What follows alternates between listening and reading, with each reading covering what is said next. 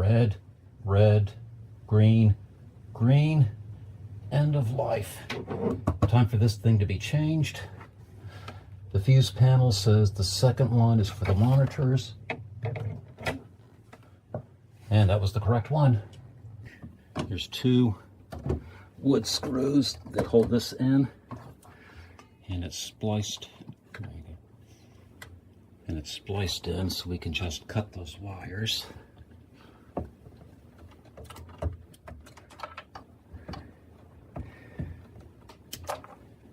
And unscrew it.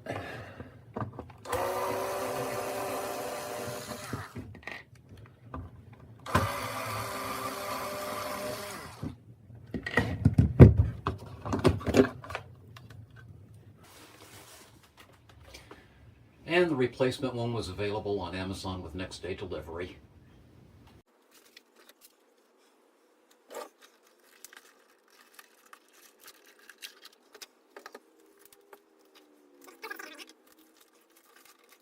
It's got the manufacturing date, March of 2025. And the old one went in this direction, so that's how we're going to mount the new one.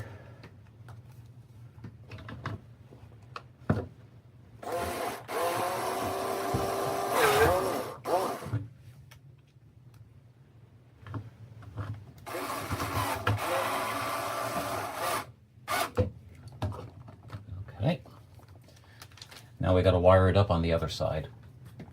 You can see the factory, when they wired the first one in, they used crimp splices, or crimp. You can see the factory used crimp connectors to wire the first one in. And then when the camper was 5 years old,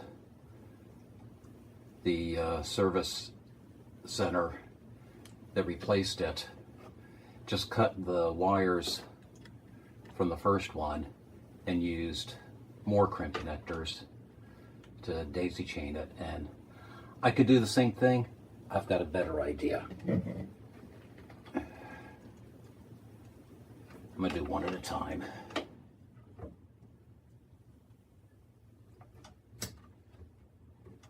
All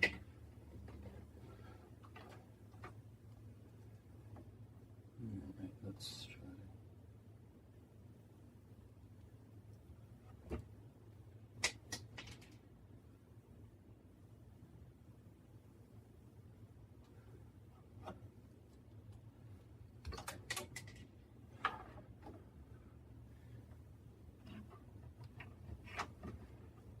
The red one needs just a little bit more.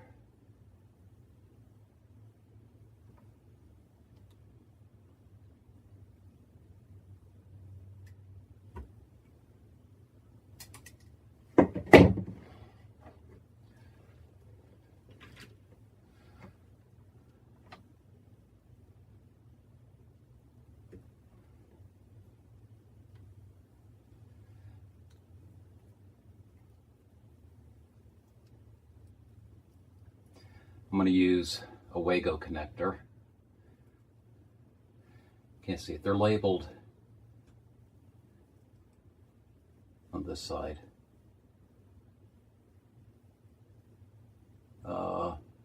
24 to 12 wire gauge.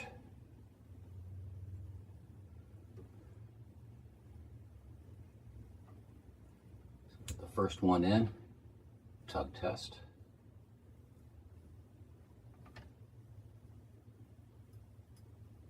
Second one in, tug test. And now the alarm itself. The white wires have the black one. The yellow wires have the red one.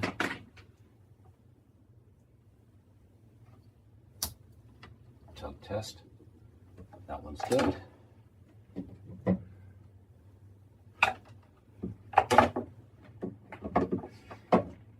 We'll do the other one now.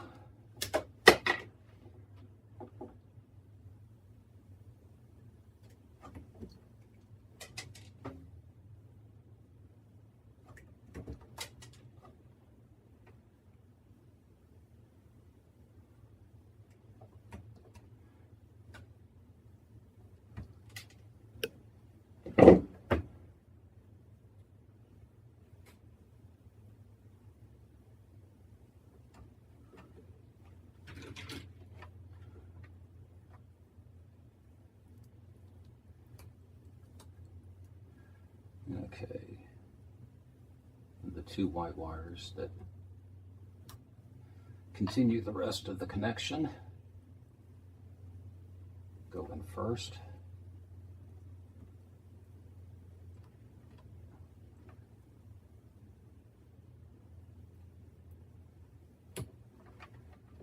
Tug test. And then the black wire for the propane sensor. Tug test.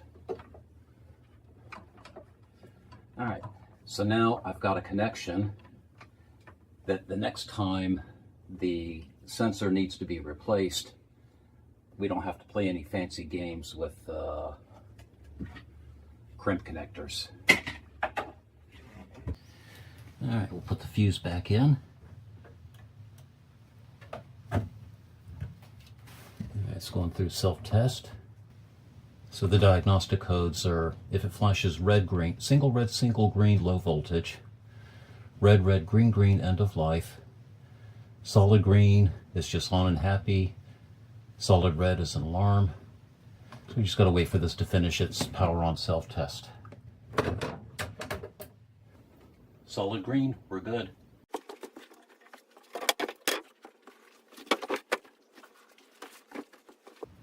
So replacing the end of life on the propane sensor in the camper, it's an easy DIY. You need a screwdriver to unmount it, some strippers to get the wire ready, and I really liked Wago connectors, although if you want to use crimp splices or wire nuts, that works as well. I'm Steve from Workbench-Z.